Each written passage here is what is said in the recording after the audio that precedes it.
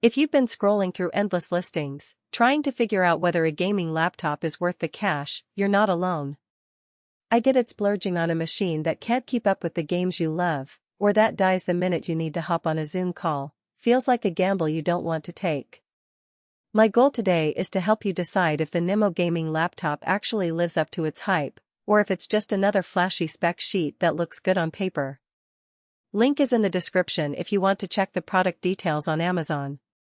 Let's dig into what matters day to day, beyond the marketing buzz. First, who is this laptop really built for?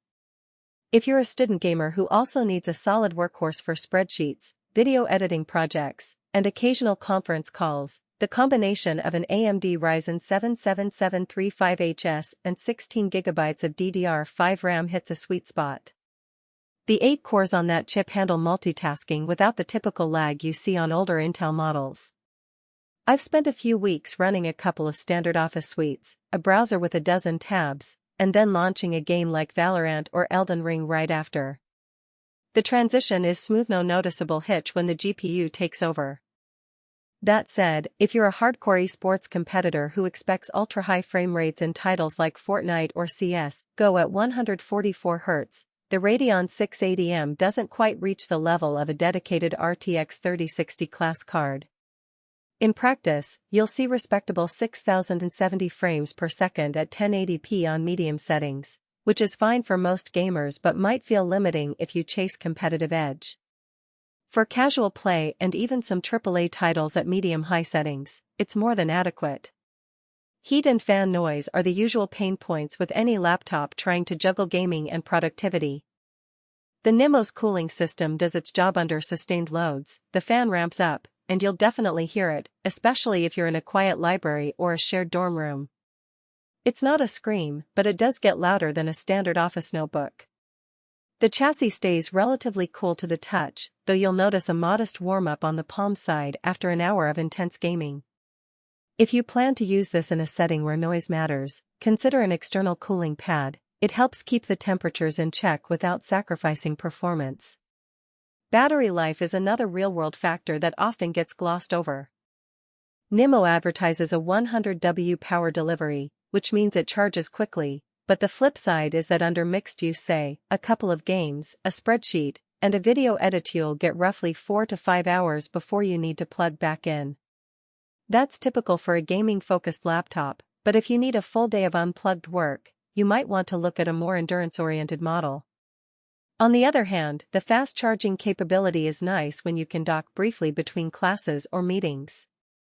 Let's talk about the keyboard and the little extras that often decide whether a laptop feels yours. The 180-degree hinge lets you flip the screen flat, which is handy for collaborative projects or watching tutorials while you type. The backlit keyboard is bright enough for low-light gaming sessions, and the key travel feels satisfying, nothing mushy, just enough resistance to avoid accidental presses. The integrated fingerprint reader adds a layer of security, which is a welcome feature for anyone handling sensitive data or just wanting a quick, password-free login. I tested the reader while juggling a coffee, a notebook, and a quick login to Windows 11. It recognized me consistently within a second, no hiccups. Display quality can make or break a laptop for both gaming and content creation.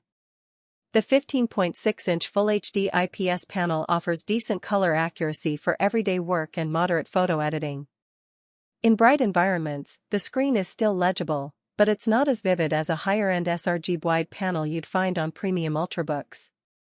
For gaming, the 60Hz refresh rate is adequate but not cutting edge. If you own a 120Hz monitor, you'll notice the difference.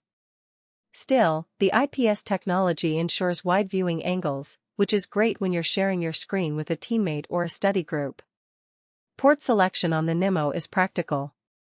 You've got a HDMI port for easy connection to an external monitor, a USB-C that supports power delivery, and a few USB-A ports for peripherals like a mouse, external SSD, or a webcam. I plugged in a 4K external display via HDMI while running a game, and the output stayed stable, no flicker or drop. The Wi-Fi 6 module gave me fast, reliable internet in my apartment, which mattered when I was streaming game sessions or uploading video drafts for class projects. Now, what about the price versus a desktop or a less aggressive laptop? The NIMO sits in a mid-range price bracket that competes with entry-level RTX laptops and some higher-end Intel models. If you compare the raw performance to a desktop built around the same Ryzen chip and a Radeon 680M, you're paying a premium for portability. That's fair, but if you already have a decent desktop,